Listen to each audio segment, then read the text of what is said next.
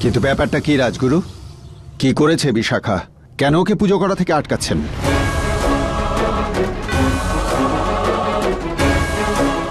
রাজা বাবু, এটা রাজ পরিবারের পুজো। এখানে রাজ পরিবারের সদস্যরাই অংশ নিতে পারে। কুলদীপ আর বিশাখা রাজ পরিবারের সেবক, সদস্য নয়। এদের এই পুজোতে উপস্থিত থাকা পুজোকে অপমান করা হবে।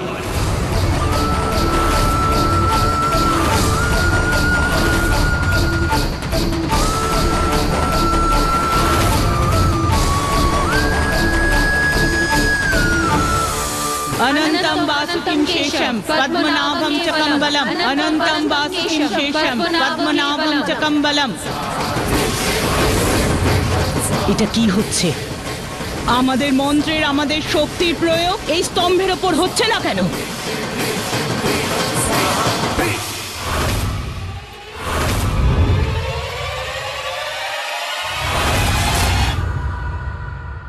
বিরাজ, মা, রাজগুরু কুলদীপ বাবু আর বিশাখাকে এভাবে অপমান করতে পারেন না।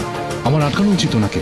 আমি তোমার কথা বুঝতে পারছি বিরাজ, কিন্তু রাজগুরুকে আটকালে তোমার বাবার ভালো লাগবে না।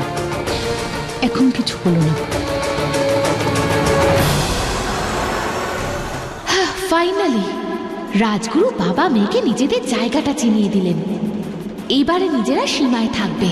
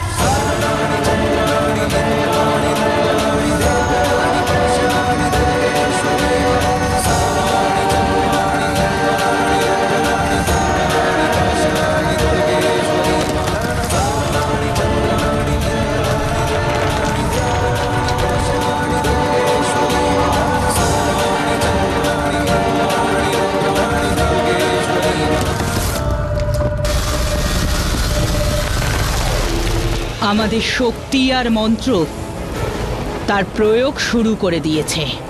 হ্যাঁ দিদি, যে পবিত্র পদক্ষেপ আমাদের কাজে বাধা সৃষ্টি করছিল এখন তা চলে গেছে। এখন আমরা আমাদের কাজটা খুব সহজেই করতে পারবো। কুমার বাবু, আসুন পুজোটা শুরু করুন। ওকে।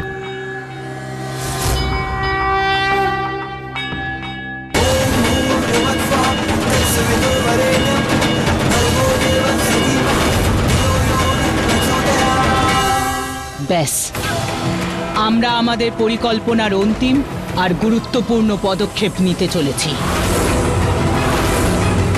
আমি ওই রাজকুমারের আওয়াজ শুনতে পাচ্ছি। ব্যাস একবার এই স্তম্ভ রাজকুমারের ওপর পড়লে ওই রাজকুমার শেষ হয়ে যাবে। अनंतं वासुकिं शेषं पद्मनाभं च कम्बलम् अनंतं वासुकिं शेषं पद्मनाभं च कम्बलम् अनंतं वासुकिं शेषं पद्मनाभं च कम्बलम् अनंतं वासुकिं शेषं पद्मनाभं च कम्बलम् अनंतं वासुकिं शेषं पद्मनाभं च कम्बलम् अनंतं वासुकिं शेषं पद्मनाभं च कम्बलम्।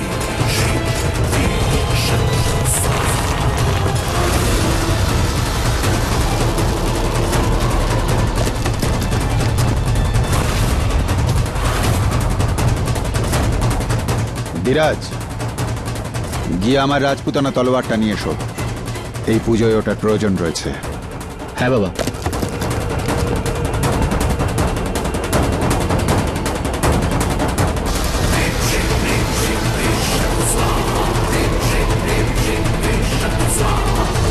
রাজা বাবু, যতক্ষণে কুমারবাবু তরোয়ালটা নিয়ে আসছেন আপনি পুজো আরম্ভ করুন, না হলে শুভ সময় পেরিয়ে যাবে। ঠিক আছে রাজগুরু।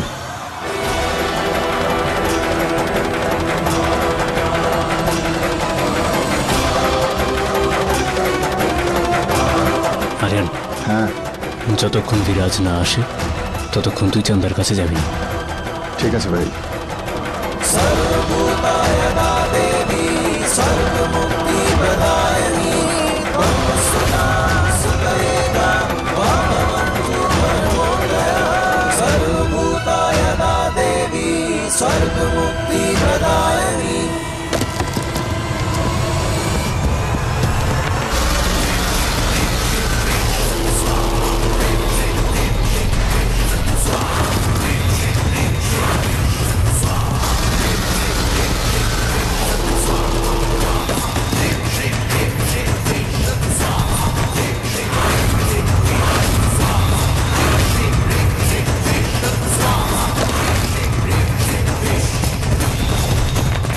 একবার গিয়ে ঠাকুরকে প্রণাম করে আসি।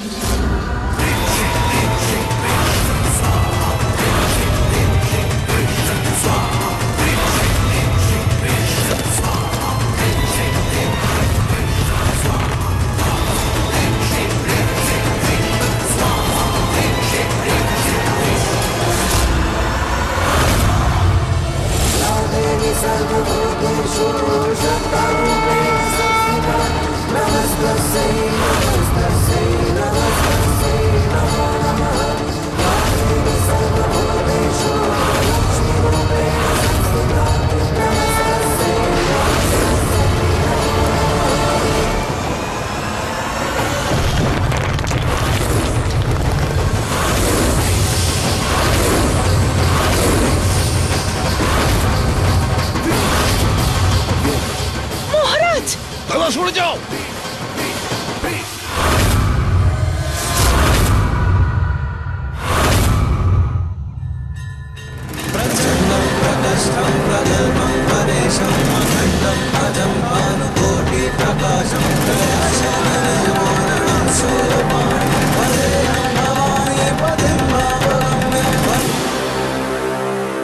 আজ থেকেই রাজবংশের বিনাশের সময় শুরু,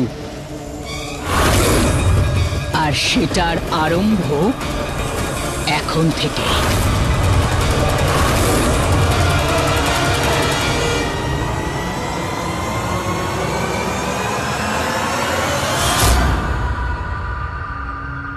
বাবা, তুমি ঠিক আছো? দেবী মায়ের অশেষ কৃপা, তাই রাজাবাবুর কিচ্ছু হয়নি।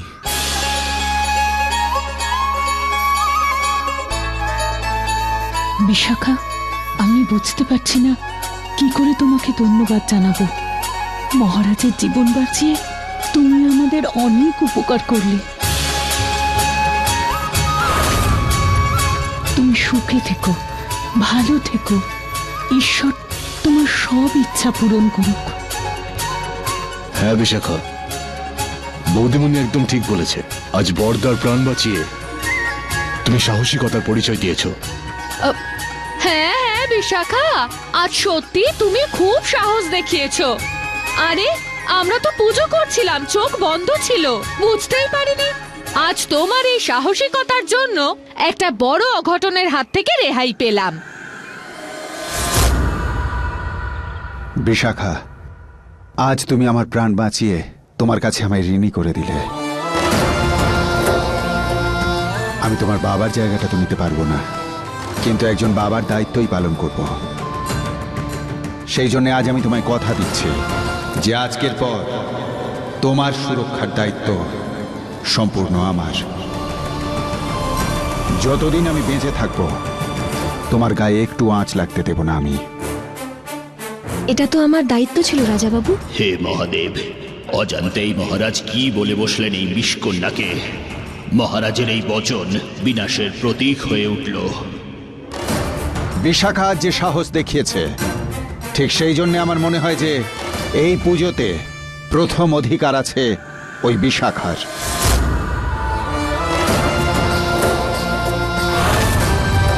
তাই মায়ের আরতি আজ বিশাখা করবে।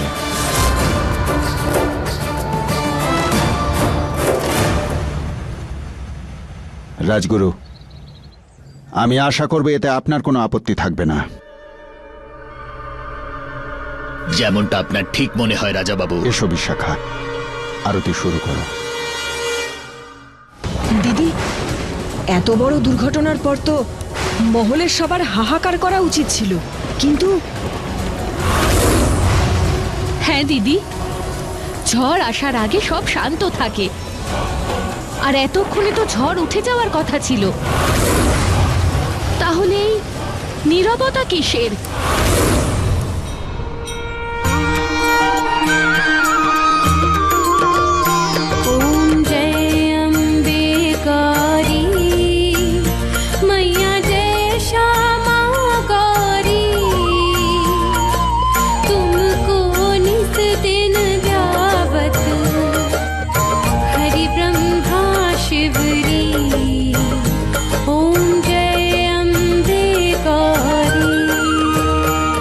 সবাই এখন আরতি নিয়ে বিজি। চন্দাকে ইঞ্জেকশন দেওয়ার এটাই সঠিক সময় ছিল, কিন্তু মা সবকিছু গন্ডগোল করে দিল। এখন আমার আর এখান থেকে নড়ার উপায় নাই। হে ঈশ্বর, চন্দার জ্ঞান তাড়াতাড়ি ফিরিয়ে দাও, তুমি ওকে ঠিক করে দাও।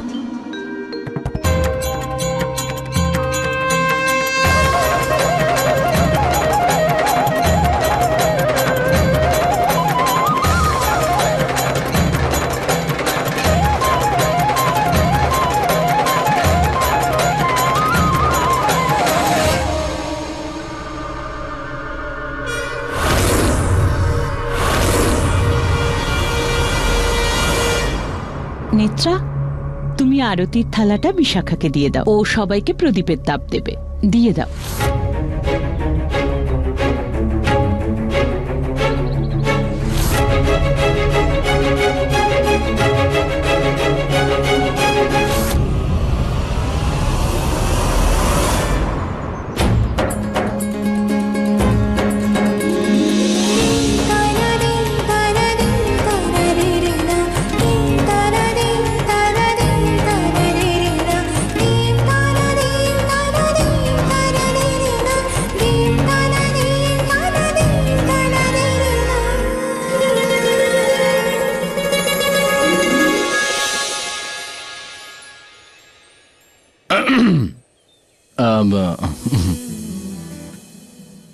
এটা এভাবে নেয় না।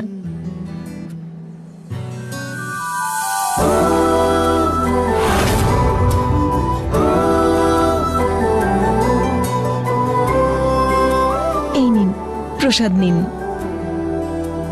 বিরাজ, তোমার সাথে কথা ছিল। নেত্রা, প্রসাদটা নিয়ে নিয়ে আগে, তারপর প্রসাদ পরে নেবে, কিন্তু প্লিজ আমার সাথে চলো। নেত্রা,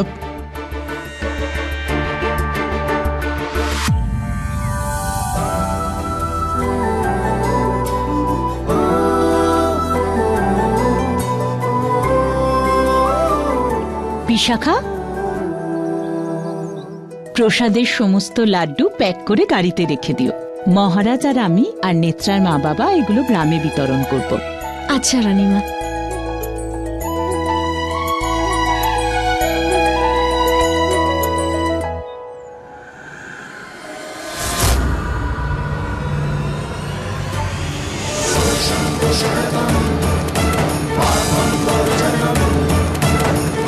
এই এত বড় স্তম্ভটা এভাবে কি করে ভেঙে পড়ে গেল?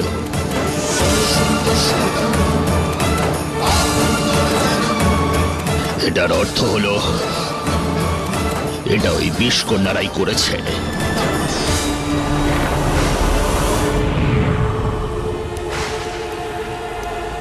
এটা হতে পারে না, হতে পারে না। এটা এমন কে আছে ওখানে যে আমাকে প্রতিরোধ করার চেষ্টা করছে, আমার সাথে লড়াইয়ের দুঃসাহস দেখাচ্ছে? সেটাই তো বুঝতে পারছি না দিদি। নইলে এমন সঠিক আক্রমণ থেকে বেঁচে যাওয়াটা অসম্ভব।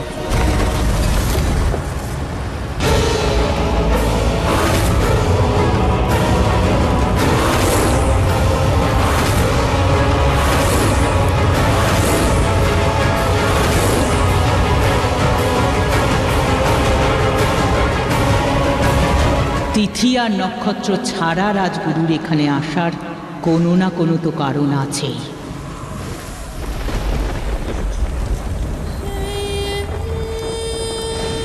সত্যের প্রতিমূর্তি, শাস্ত্রের সম্রাট, রাজ পরিবারের রাজগুরু এত অসহায় হয়ে গেল যে একজন বিষকন্যাকে মিথ্যে বলতে হলো।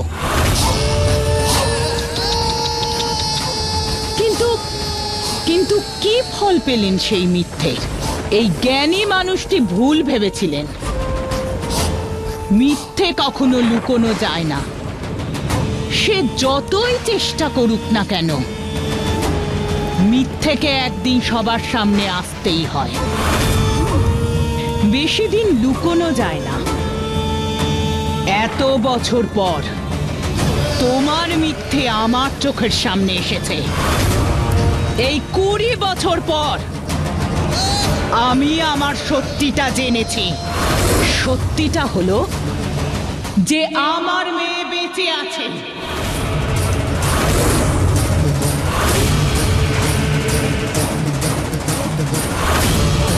তুমি কি ভেবেছিলে রাজগুরু, তুমি মার মেয়েকে আলাদা করবে? মা মেয়ের সম্পর্ককে কেউ কখনো কোনো দিন ভাঙতে পারেনি। একজন মা লক্ষ লোকের মধ্যেও চোখ বন্ধ করে তার সন্তানকে চিনতে পারে।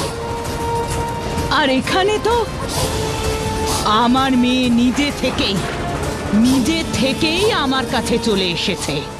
শুধু অপেক্ষার প্রয়োজন ছিল একটা প্রমাণের, আর সেটা খোঁজার উপায় আমরা পেয়ে গিয়েছিলাম।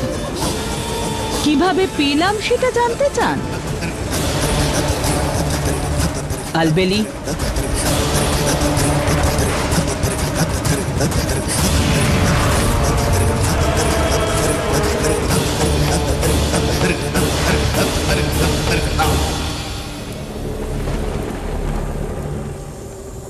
এই দেখুন রাজগুরু জ্ঞানেন্দ্র, আমার মেয়ের হাতের রেখা। যখন এই রেখার সাথে আমার রেখা মেলালাম, আমি জানতে পারলাম যে আমার মেয়ে বেঁচে আছে আর আমার খুব কাছে আছে। ও যখনই আমার সামনে আসতো, একটা টান অনুভব করতাম। কিন্তু আমার মাতৃত্বকে অস্বীকার করে তোমার মিথ্যেকে ভরসা করেছিলাম। আসলে কি জানো তো রাজগুরু, কথায় আছে না, সত্যি যতক্ষণ না তোমার সামনে আসবে ততক্ষণ তোমার দরজায় কড়া নাড়তেই থাকবে। এত বছর পরে আমি ওই সত্যির দরজাটা খুলেছি আর সত্যিটাকে আমার সামনে আসতে দিয়েছি। তাহলে রাজগুরু জ্ঞানেন্দ্র, দেখতে চাইবেন আপনার মিথ্যে আর আমার সত্যি? দেখা করতে চান আমার মেয়ের সাথে?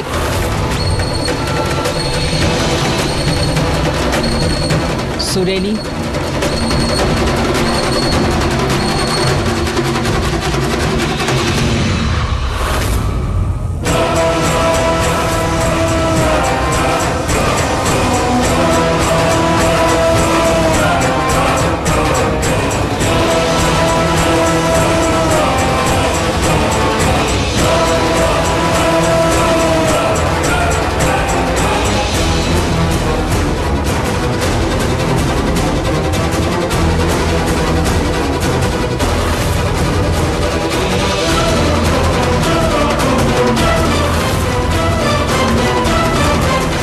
এই হলো আমার মেয়ে, সে যে আমাদের মধ্যে সব থেকে শক্তিশালী।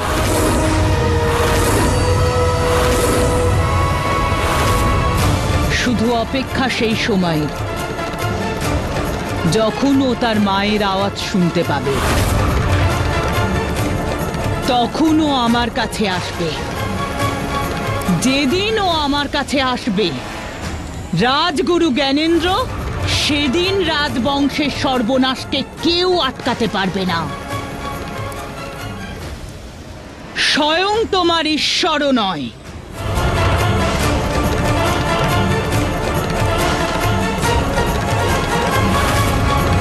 কি হলো রাজগুরু, চুপ করে আছেন কেন? আপনার সমস্ত বড় বড় কথা কি ফুরিয়ে গেল নাকি? আর এই তোমার মধ্যে ভয় কিসের? এটা ভয় নয়, তোমাদের শেষ হওয়ার বার্তা। তোমার এই মেয়ের আশা কোনোদিনও পূর্ণ হবে না, কারণ ও তোমার কাছে আর কোনোদিনও ফিরে আসবে না।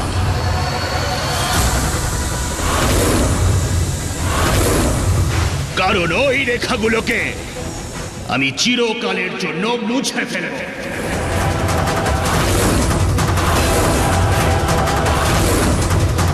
ওকে বন্দি করে এখান থেকে দূরে, মহল থেকে দূরে, অনেক দূরে পাঠিয়ে দেব। তোমরা কিচ্ছু করতে পারবে না।